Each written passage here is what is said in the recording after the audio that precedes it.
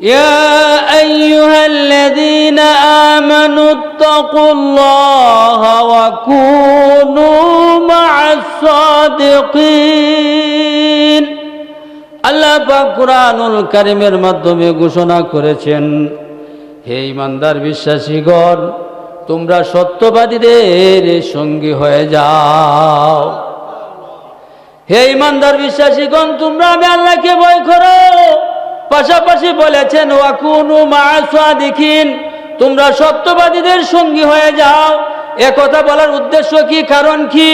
আল্লাহ পাক কুরআনুল কারীমের মাধ্যমে বলেছেন, অবশ্যই এটার মাধ্যমে কোনো রহস্য নিগুড় আছে। আল্লাহ পাক বলতেছেন তোমরা সত্যবাদীদের সঙ্গী হয়ে যাও। একথার উদ্দেশ্য হইল সত্যবাদীদের সঙ্গী যদি তুমি হয়ে যাও, কোনো না কোনো একদিন তুমি সত্যবাদী হয়ে যাবে। সুবহানাল্লাহ বলেন। এই জন্য সত্যবাদীদের সুহবতে থাকতে ওলি আল্লাহগণ বলতেছেন, এক জমানা সুহবতে বা আউলিয়া বেহতর আজ সদ সালে রে তোয়াত বেরিয়া। একজন সৎ মানুষের, নেককার মানুষের, একজন বুজুর্গ মানুষের সোহবত নিলে একটু সময় যদি সঙ্গী হইতে পারেন, বেরিয়া হাজার রাকাত নফল ইবাদতের সওয়াব আপনার আমলনামার মাধ্যমে দেওয়া হবে।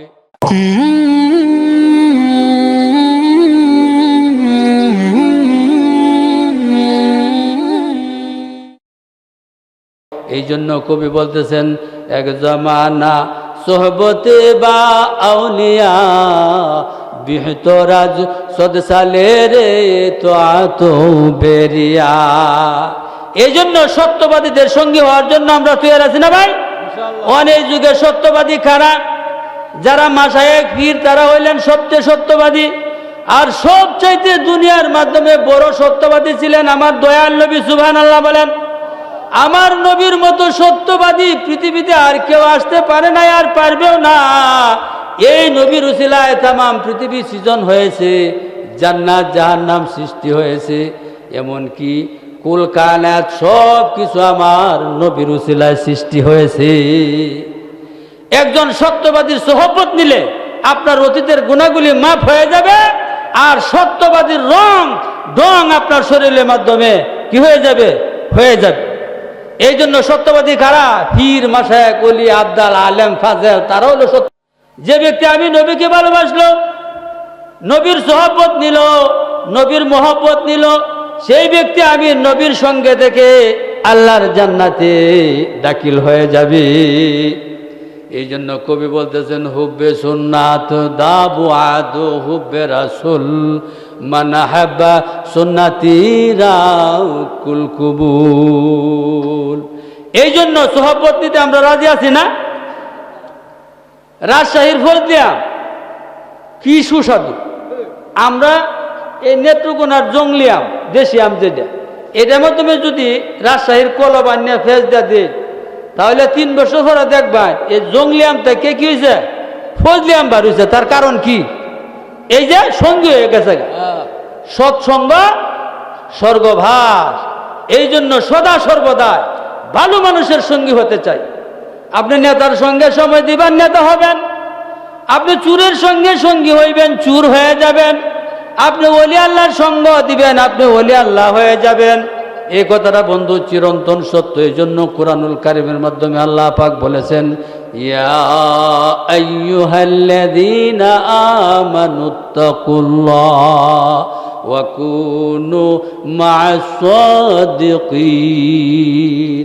হে ঈমানদার বিশ্বাসীগণ, আল্লাহকে ভয় করো, পাশাপাশি সত্যবাদীদের সঙ্গী হয়ে যাও। এ কথা আল্লাহ বলছেন, আমি কইছি না, কোরআনের কথা। কেন বলছেন? এ কথা হিকমত আছে। আপনি জিকিরওয়ালার সঙ্গ দেন, আপনি জিকিরওয়ালা হয়ে যাবেন। আপনি কুরআনওয়ালার সঙ্গী হয়ে যান, আপনি কুরআনওয়ালা হয়ে যাবেন। আপনি পীর সাহেবের সঙ্গ দেন, পীরের আলামত নসিহত আপনার মাধ্যমে ঢুকে যাবে। এই জন্য কবি বলতেছেন, সোহবতে সালেহ তুরা সালে কুনাত, সোহবতে তোয়ালে তুরা তোয়ালে কুনাত। ভালোর সঙ্গে চলবেন, ভালো হয়ে যাবেন। মন্দর সাথে চলবেন, মন্দ হয়ে যাবে। এই জন্য পীর সাহেব হুজুর আগে বলে গেছে, আমরা প্রত্যেকটা সুন্নতলা মানুষের সঙ্গে যদি আমি জিন্দিগি করতে পারি, আমার প্রত্যেকটা আমল সুন্নতলা হয়ে যাবে। এই জন্য নবী করিম সাল্লাল্লাহু আলাইহি সাল্লামের একটা হাদিস শরীফ তেলাওয়াত করেছি, এর উপর পরক্ষণ আলোচনা করব। এই আয়াতের মাধ্যমে আল্লাহ পাক বলেছেন, আমানুত্তাকুল্লাহ, আমি আল্লাহকে ভয় করো হে ইমানদার বিশ্বাসীগণ। কেন এই কথা বললেন? ভয় করলে লাভ কি? কোনো ইমানদার মুমিন মুসলমান বান্দা যদি ইমানের সহিত আল্লাহকে ভয় করে, কি করে? আল্লাহকে ভয় করে, অতীতের গুনাহ কাটার জন্য মানুষের জিন্দিগিতে ভুল ভ্রান্তি হবে, এটা গুনার জগৎ। এই জগৎটা গুনার বেষ্টনী একটা জগৎ। শুধু মসজিদে মাদ্রাসায় আর দ্বীনি মাহফিল ছাড়া সব জায়গায় গুনাহ। আপনি বইবেন গুনাহ, দেখবেন গুনাহ, শুনবেন গুনাহ, এটা গুনার সাগর। এই দুনিয়াটা কি? গুনার সাগর। এই গুনার সাগরটাকে আপনি বাঁচার জন্য কি করতে হবে? ওয়াকুনু মা'a সাদিকিন, সত্যবাদীদের সঙ্গে হইতে হবে। আপনি গুনাহ ছাড়ার জন্য কি করতে হবে? আলেমদের সুহবত নিতে হবে। গুনাহ ছাড়ার জন্য অতিথি গুনাহ জামির হইল, কেউর এমন গুনাহ, কেউর 1 টন গুনাহ, কেউর টনের টন গুনাহ, কেউর পাহাড়ের সমান গুনাহ। এই গুনাহ নিয়ে কবরে ঢুকলে তো আপনার সমস্যা। এই গুনাহ মাফির জন্য কুরআনুল কারীমের মাধ্যমে অন্যত্র বলা হয়েছে, ইন্নাল্লাযীনা ইয়াখশাউনা রাব্বাহুম বিল গায়বি লাহুম মাগফিরাতুন ওয়া আজরুন কাবীর। নিশ্চয় যারা দৃষ্টির অগোচরে আমি আল্লাহকে ভয় করে এবং খাদে, কি করে? অতীতে গুনাহ কাটার স্মরণ হয়ে গেছে যে বারে লাহি আমি অতীতে কত গুনাহ করেছি, টনের টন গুনাহ করেছি।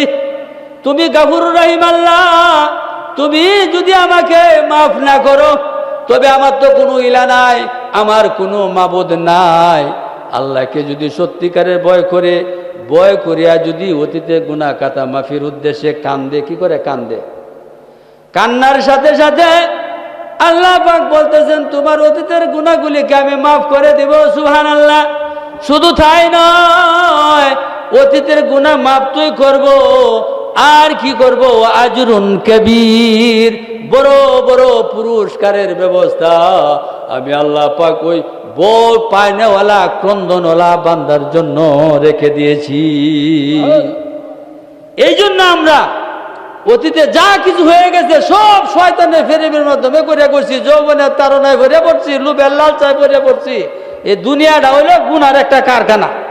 এই গুনার কারখানার মাধ্যমে আমরা মানুষ অসংখ্য অগণিত ভয় ভীতি না তাকিয়া অন্ধকারের মাধ্যমে দিনে আলুতে সব জায়গায় গুনাহ করছি। এই গুনাহ তো মাফ নেওয়া লাগবে। মাফ নেওয়ার সবচাইতে সহজ তরিকা হইল ফির সাহেবের হাতে বয়াত হওয়া। ফির সাহেবের হাতে কি হন? বয়াত হওয়া। যে বারালাহি আপনার একজন আবদাল ওলির হাত ধরে আমি তওবা করতেছি, অতীতে যা গুনাহ করছি আর করতাম না, আল্লাহ তুমি মেহেরবানি করে আমার মাফ দাও। বয়াতের ফরক কোন? আপনি রাতে বেলায় আল্লাহ পাক কুরআনুল কারীমে বলছেন, ইন্নাল্লাযীনা ইয়াখশাউনা রাব্বাহুম বিল গায়ব, নিশ্চয় যারা আল্লাহকে ভয় করে বিল গায়ব। গায়ব মানে কি? গায়ব তো কি? যারা কেউ না দেখে, গোপনে। গোপনে আল্লাহরে যারা ডরায়, গোপনে, বেড়াগিরি না, গোপনে। আল্লাহ আমি অন্যায় করছি, তুমি জানো, আমি জানি, কেউ জানে না। আমার অন্যায়গুলি মাইসে যদি জানে বাইরে আমারে মারি আসবো। আল্লাহ তুমি তো দেখছো, তুমি মেহেরবানি করিয়া আমারও তুমি যদি মাফ করে না করো তে খেলা করবো আমি? কই যাই? আমার তো কোনো আল্লাহ নাই আর ইলা নাই। যে দরবার হয়ে যায় কালি লাত্তি গায়া, তোমার দরবার আছে, লাত্তি দিলেও সই, মানলেও সই। রহমানুর রহিম, গাফুরুর রহিম, আমার অতীতে গুনাহগুলি তুমি মাফ করে দাও। কান্নাকাটি করতে থাকেন। আল্লাহর রহমানুর রহিমের রহমতের মাধ্যমে ডুস যেদিন মারবে, অবশ্যই মারবে। আল্লাহর ওয়াদা আছে, ইন্নাল্লাযীনা ইয়াখশাউনা রাব্বাহুম বিল গায়ব লাহুম মাগফিরাতুন ওয়া আজরুন কাবীর। নিশ্চয়ই যারা দৃষ্টির অগোচরে আল্লাহরে ডরায় কান্দে, তাদের জন্য আল্লাহ ঘোষণা দিয়েছেন মাগফিরাত, ক্ষমা। সুবহানাল্লাহ বলি। পাশাপাশি বলছেন তাদের জন্য রয়েছে বড় বড় পুরস্কারের ব্যবস্থা। কাদের জন্য? গুনাহ কাটার জন্য। এই জন্য পীর মাশায়েখদের দরবারে গেলে কয় 6 তসবিহ আমল করে, কয় তসবিহ আমল? 6 তসবিহ আমল। 6 তসবিহ আমলের ফজিলত কি? সুবহানাল্লাহ, আলহামদুলিল্লাহ, আল্লাহু আকবার, লা ইলাহা ইল্লাল্লাহ, মুহাম্মাদুর রাসূলুল্লাহ, আস্তাগফিরুল্লাহ, দুরূদ শরীফ। এই যে 6 তসবিহ, এই 6 তসবিহ আমল করলে অতীতের গুনাহগুলি অটোমেটিকলি জড়িয়ে পড়ে যায়। এইবার যদি একটা বান্দা 40 দিন আমল করতে পারে, 6 তসবিহ আমল করে, এই মানুষটারে আল্লাহ তাআলা ওলির কাতারে নাম উঠায় দেয়।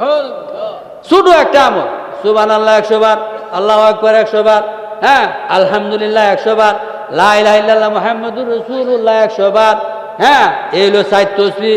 আর আস্তাগফিরুল্লাহ 100 বার, এই হলো 5 তসবিহ। আর দুরূদ শরীফ সাল্লাল্লাহু আলাইহি ওয়াসাল্লাম, এই 6টা তসবিহ অর্থাৎ 600 বার যদি সকাল সন্ধ্যা 40 দিন নামাজটা ঠিক রাখিয়া কেউ আদায় করতে পারে, আল্লাহ পাক তার অতীতের গুনাহগুলি মোচন করিয়া দেয়া, ওলির কাতারে তার নাম লেখা দিবেন। সুবহানাল্লাহ। করিয়া দেখবেন পারেন কিন্তু আমরা বহু চেষ্টা করিয়া 2-3 বার মুজাহাদা করিয়া পরে 40 দিন না কারেক্ট করছি। এরপরে আর একটা সবক দিব, হাক্কানি পীর যারা তারা আরেকটা সবক দিব, হ্যাঁ, পরে হইব 13 তসবির সবক, এরপরে ফাসান ফাসের সবক, এরপরে আরো ক্লাস আছে যারা তরিকতের লাইনে আমরা, হ্যাঁ, ঘুরতেছি ফিরতেছি চলতেছি, তারা অবশ্যই এটার মাধ্যমে একটা মজা আছে দেখি আমরা ঘুরি। ইনশাল্লাহ আমরা তরিকতের লাইনে সবাই সময় দিতে রাজি আছি না ভাই? ইনশাল্লাহ রাজি আছি। পীর মাশায়েখদেরকে আমরা শ্রদ্ধা করব। আর এই দেশটা স্বাধীন করছে পীর আউলিয়ারা, অন্য কেউ না। হযরতে শাহ মাকদুম রহমাতুল্লাহি আলাইহির নাম শুনছেন? শাহ মাকদুম রহমাতুল্লাহি আলাইহি, উনি এই বাংলাদেশের মাধ্যমে রাজশাহী ডিস্ট্রিক্টের পুরা জিন্দা করছেন। পুরা রাজশাহী ডিস্ট্রিক্টের হিন্দুকে মুসলমান বানিয়েছেন। সুবহানাল্লাহ বলেন। কিসের কারণে? সুন্নতলা জিন্দেগি করে কামিলিতি হাসিল করছেন। উনি এমন এক বুজুর্গ আল্লাহর ওলি ছিলেন। উনি কি করতেন? নদীর হাঙ্গর কুম্ভীরের উপর আরোহণ করিয়া মানুষের সাথে সুখবর দিতেন, মানুষের আপদে বিপদের মাধ্যমে হাজিরা দিতেন। কুম্ভীর আছে না, কুম্ভীরের উঠতো, উনার 2টা বাঘও আছেন, বাঘের উঠতো, উঠিয়া হিন্দুরা যে অত্যাচার করতো মুসলমানরা, এটা প্রতিহত করতো এই শাহ মাকদুম রহমাতুল্লাহ। বহুত বড় ওলি আল্লাহ ছিলেন। উনি যখন শুনলেন ওই যে রাজশাহী ডিস্ট্রিক্টের দেওরাজা ছিল, সে প্রতি বছর পূজার মাধ্যমে এক নাহিতে 3টে ছেড়া আছেন, 2টারে বলি দিছে। কটারে বলি দিছে? 2টারে বলি দিছে। তখন শাহ মাকদুম রহমতুল্লাহ আলার কারামতি তখন প্রকাশ পায় যে সারা বাংলাদেশ। তো ওই নাহিদ বেটা তার পরিবার লইয়া এই শাহ মাকদুম রহমতুল্লাহ আলার কানকার মাধ্যমে দরবার দেখে, হুজুর আমি একজন নাফিদ মানুষ, আপনার দরবারের মাধ্যমে আইছি, দয়া করে আমার আপনি বাঁচাবেন। বলি যে তোমার কি যায়? বুঝে আমি নাফিদ মানুষ, আমার 3টে সন্তান আছেন, 2টা সন্তান দিয়ে করবা বলি দিচ্ছে খেলা, যে হিন্দু রাজা দেও রাজা, বুঝে এখন বলি যে এই ছেলেটারও ডেট হয়েছে আর পূজার সময় নিয়ে জবর এল, তোমার ছেলেকে কখনো এই দেও রাজা বলি দিতে পারবে না। তুমি শুনে রাখো, তুমি সাক্ষী থাকো, আমি আল্লাহকে সাক্ষী করে বলছি দেও রাজাকে এই রাজশাহীর জমিন থেকে আমি বিদায় করব, তুমি চলে যাও বাড়িতে, এবং তুমি অমুক দিন পদ্মার পাড়ে থাকবো, আমি আসতেছি। তো তার সপরিবার নিয়ে এই সন্তানটা নিয়ে পদ্মার পাড়ে কার হয়েছে, কই গাড়িছে? পদ্মা নদীর পাড়ে কার হয়েছে, যেন আঙুল্লা ধরলে সিরে নেয়, এত স্রোত। তো এই নাফিদ বেচারা বহুক্ষণ ধরে অপেক্ষা করতেছে, ওলি তো আসে নাই, ভাবতেছে আমার সন্তান তো এবারও যদি এটারে বলি দেয় আমরা জীবন রাখিয়া লাভ নাই, ফানির মাধ্যমে জাপ মারবো নিয়ত করছে যে সন্তান লয়ে ফানির মধ্যে জাপ দিয়ে মরে যায়, আমি এই জীবন রাখিয়া লাভ নেই। আমার 2টা সন্তান আমার চোখের সামনে বলি দিছে, কিন্তু কইতাছি না ওনে এই সন্তানটারে বলে দিব, তো আমি তাকে লাভ আছে? আমরা 3ও বাপজি, হ্যাঁ, আমার এই আমরা মাতা পিতা এবং আমার ছেলে সবাই মরে যায়। এমন সময় দেখা যায়, দূর থেকে দেখা যায় মাথায় পাগড়ি মুবারক বান্দা হযরত শাহ মাকদুম রহমাতুল্লাহি আলাইহি কুবেরের উপর বসা, বলতেছে বই করুন আমি চলে এসেছি, তোমার সন্তানকে ও দেও রাজা কোনোদিন বলি দিতে পারবে না। উনি আসতেন, আসে বলছে কোন ছেলেটা? বলে যে ছেলে আসো দিকে। উনি ছেলের গলার মাধ্যমে হাতাইলেন, এভাবে ফু দিলেন, ফু দিয়ে বলছেন তোমরা কোনো চিন্তা করো না, ওসিরে এই দেও রাজাকে আমি এই রাজশাহী থেকে গেট আউট করে দিব, তোমরা চুপ থাকো, আল্লাহর উপর তাওকুল করো, যাও তোমরা চলে যাও, তোমাদের কাজ হয়ে গেছে। তোমাদের ছেলেরা কোনোদিন বলে দিতে পারবে না, নির্ধারিত সময় হইলে স্যারারা নিছে। দেওরাজার লোকেরা রাষ্ট্রীয়ভাবে জল্লাদ যা ধরে নিছে, না ফুটাইছে, ফুটা দিছে তো কাটে না গলা।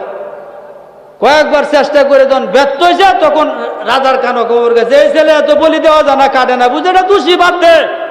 কি কইছে? এটা দোষী, এটা বাদ দে। বাদ দিছে। কিছুদিন পরেই শাহ মাকদুম রহমতুল্লাহ আলাইহি তার খলিফাদেরকে নিয়ে একটা বিশাল বাহিনী নিয়ে দেওরাজার সঙ্গে যুদ্ধ ঘোষণা করলো। যুদ্ধের মাধ্যমে দেওরাজার অসংখ্য গণিত মানুষ আহত নিহত হয়ে সে দেশ ছেড়ে বন জঙ্গলে চলে গেল। মারহাবা, এটা সব হিন্দু আছে, নলি আল্লাহ রাবাত করে তুই গেছে। আমরা তো রেডিমেড ইসলাম পাইছি। কয়দিন যুদ্ধ গেছি, আজকে যদি কয় আব্বাসা বাজার একটা মিছিল লইব হিন্দুরার সাথে, হার ভাই ওই যে খেলা না কুদ্দায় মারে না কিতা, নো নো নো, আমরা রেডিমেড ইসলাম পাইছি, তেও নামাজ রোজা করি না, ইবাদত বন্দেগী করি না। তারাই তো এই দেশটারে চিন্তা করছে। শাহ মাকদুম রহমতুল্লাহ আলাইহি যখন ওই দেওরাজাকে বন জঙ্গলে তাড়িয়ে দিয়ে উপস্থিত হিন্দুদেরকে মুসলমান বানাইলেন। কিছুদিন যাইতে না যাইতে সুযোগ বুঝে আবার দেওরাজা গোপনে গোপনে একটা বাহিনী তৈরি করে, বাহিনী তৈরি করিয়া ওই শাহ মাকদুম রহমতুল্লাহ আলাইহি বাহিনীর উপর হামলা শুরু করে দে। এই হামলাতেও শাহ মাকদুম রহমতুল্লাহ আলাইহি কানকার মাধ্যমে মুরা খায় বৈশা রয়েছেন। হঠাৎ করে উনার সাগরিদ মুরিদরা কইতেছে, হুজুর সব পনাশ হয়েছে, দেওরাজানা পালিয়ে গিয়েছিল, সে তো জঙ্গল থেকে বাহিনী সৃষ্টি করে আবার আপনার কানকার উদ্দেশ্যে আসতেছে বলি, তাই নাকি? বলে হ্যাঁ। এমন সময় শাহ মাকদুম রহমতুল্লাহ আলাইহি উনি উনার পায়ের যে কর্মাগুলি আছে, পাদুকাগুলি আছে, এগুলি বিসমিল্লাহ করে সারিয়া দিছে। সারিয়া দেওয়ার সাথে সাথে দেওরাজার দুইটা ছেলে ছিল, দুইটা ছেলের দাঁত ভাঙ্গালছে। সুবহানাল্লাহ। দেওরাজার বাহিনীকে ওই পা দুখা বাইরাইতে বাইরাইতে এখান থেকে গেট আউট করে দিছে। এমনকি দেওরাজার দুইটা ছেলে ডেড বডি নেয়া এইখানে পড়ে রয়েছে, অন্যরা কোনোবা জান্ডা লয়ে ফালায় গেছে। এই সেই ওলি আল্লাহর বাংলাদেশ। সুবহানাল্লাহ বলেন। এই জন্য তো আল্লাহ পাক কুরআনুল কারীমের মাধ্যমে বলেছেন, আলা ইন্না আউলিয়া আল্লাহি লা খাউফুন আলাইহিম ওয়ালা হুম ইয়াহজানুন। আল্লাহ কুরআনুল কারীমের মাধ্যমে বলতেছেন, আলা ইন্না আউলিয়া আল্লাহ, যারা আল্লাহর বন্ধু, আল্লাহর আউলিয়া, তাদের কোনো ভয় নাই, তাদের কোনো চিন্তার কারণ নাই। যারা আল্লাহর ওলি হয়ে গেছে তাদের কোনো ভয় নাই, তাদের কোনো চিন্তার কারণও নাই, ইহকালেও নাই, পরকালেও নাই। শাহ মাকদুম রহমতুল্লাহ আলাইহি উনি প্রায় সময়, হ্যাঁ বলতে পারেন উনার নাম মাকদুম কেন হইল, সমস্ত সৃষ্টিদ্বীপ তার খেদমত করত। এমনকি দুইটা বাঘ ছিল, দুইটা বাঘ আয়া উনার কাছে লেজ গুড়াইয়া বসতো। শাহ মাকদুম রহমতুল্লাহ আলাইহি এই বাঘের মাধ্যমে সোয়ারি হইয়া বিভিন্ন দাওয়াতের কাজের আঞ্জাম দিতেন ঘোড়ার মতো। আল্লাহু আকবার কয়। ওলি আল্লাহদের শান বিশাল বড় মর্তবা শাহ। আল্লাহ যারা ওলি বানাইছে সে আল্লাহ গুণে গুণান্বিত হয়ে গেছে। সুবহানাল্লাহ বলেন। এই জন্য হাদিস শরীফের মাধ্যমে নবীজি ফরমান, মান আদালি ওয়ালিয়ান ফাকাদ, মান আদালি ওয়ালিয়ান, যে ব্যক্তি আল্লাহর ওলির বিরুদ্ধে আচরণ করে। কিছু মানুষ আছে ওলি আল্লাহ শুনলে না হয় দুর্গন্ধ লাগে, চুলকানো রেখে ফির মাসে কি আছে না কিছু মানুষ এই সমাজে, কিছু ভদ্রলোক আছে, ভদ্রলোক টাইপের মানুষ। আরে ফির মুড়িতে বেড়ার যেমন লাগে কেন? আরে ফির মুড়িদি তো আসল জিনিস, আসলে বায়াত, আসলে হক, যেটা রসুল থেকে চলে আসে, এটা তো ফির মুড়িদি। এই সুতার হুজুর নিজে ফির, এই যে আপনারা বড় হুজুর যে কথা কয়ে গেছে, উনার আব্বা ফির, উনার একজন ফির আছে হাকিমুল উম্মত মুজাদ্দিদে মিল্লাত, আসমানের তলে দেশে যে ব্যক্তি হ্যাঁ হাকিমুল উম্মত উপাধি পাইছেন, উনারও ফির আছে। ফির নাই কার? ফির নাই একমাত্র শয়তানের। নাউজুবিল্লাহ। যার ফির নাই তার ফির হলো শয়তান। এটা জুনায়েদ বাগদাদী রহমতুল্লাহ আলাইহি বলছেন। জুনায়েদ বাগদাদী একটা বেটা আছে, ওলিয়া ছিলেন, বিশাল ওলি আল্লাহ ছিলেন। উনি এমন ওলি 40 বছর পর্যন্ত উনার মামা বাড়ির পাশে কানকার মাধ্যমে দাঁড়াইয়া আল্লাহর নামে জিকির হয়েছে, সুবহানাল্লাহ বলে। উনার মাধ্যমে এরকম তাজাল্লি আসছে, উনার মাধ্যমে এইরকম একটা আল্লাহর তাজাল্লি আসছে। উনি মানুষের দিকে দৃষ্টি দিয়ে যদি হা করছে, মানুষটা ভরে গেছে। আল্লাহু আকবার। ওই জুনায়েদ বাগদাদিকে উনার মামা হযরতে সাররি সাকতি রহমতুল্লাহি আলাইহি বলতেছে, বাগনা তুমি আমার কানকে একটু ওয়াজ করো। কয় না মামা আমি ওয়াজ করতাম। আরে ওয়াজ করতাম না কেন? বলে যে না মামা আমি ওয়াজ করতাম না। বলে আরে তোমার ওয়াজ করনে লাগবে।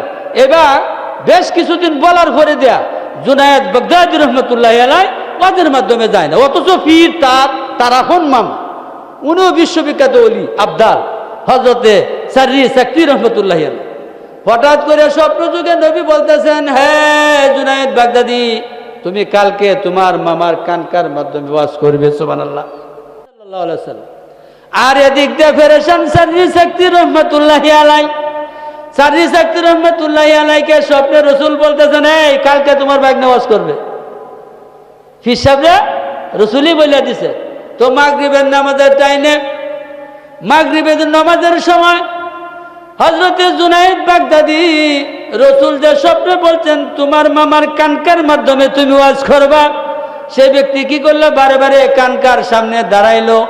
এমন সময় হযরতে সাররি সাকতি রহমতুল্লাহি আলাইহি দেখে বলতেছেন, আজকে তো তুমি ওয়াজ করবা। দেখে কি কইতেছে? আজকে তো তুমি ওয়াজ করবা।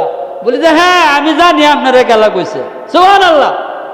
কত নি বড় প্রেম ভালোবাসা থাকলে মদিনা থেকে হ্যাঁ সংযোগ থাকে, এরাই তো ছিল আসল ওলি আবদাল। তো উনি বলতেছে, মামা আমার একটা সত্য। বলি কি সত্য? বলি আমার ওয়াজের শ্রোতা মোট 40 জন হতে হবে, আর বেশি না। সুবহানাল্লাহ। কজন? 40 জন।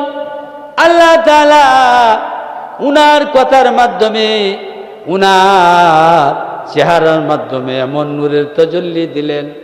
হঠাৎ করে উনি দেখতে পেলেন উনার ওয়াজের মাধ্যমে 40 জন মুসল্লি ছিল। কয়জন?